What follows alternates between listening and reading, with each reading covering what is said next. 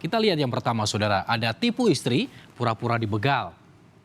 Lantaran takut dimarahi sang istri akibat uang untuk modal usaha habis digunakan foya-foya bersama dengan perempuan lain, seorang pria berpura-pura menjadi korban begal dan membuat laporan palsu ke polisi di Sukabumi, Jawa Barat. Kang, tanu dibegal ya tangkulak doma, acisna 10 juta, hanet kene bieu.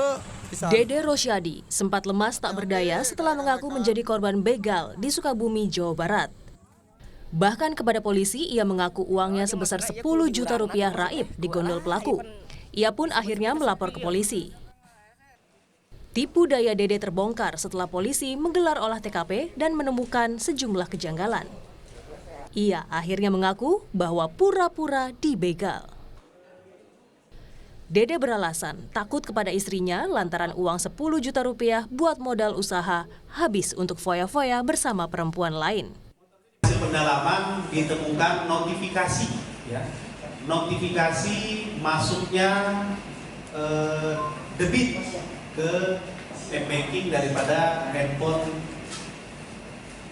atas nama DR.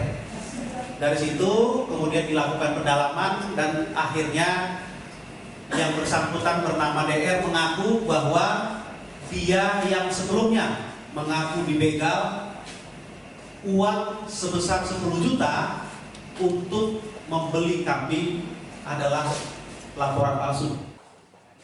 Akibat tipu daya ini, Dede pun harus mendekam di sel tahanan Polres Sukabumi dan dijerat pasal tentang laporan palsu dengan ancaman hukuman 1 tahun 4 bulan kurungan penjara. Andres Muhtar, Kompas TV, Sukabumi, Jawa Barat.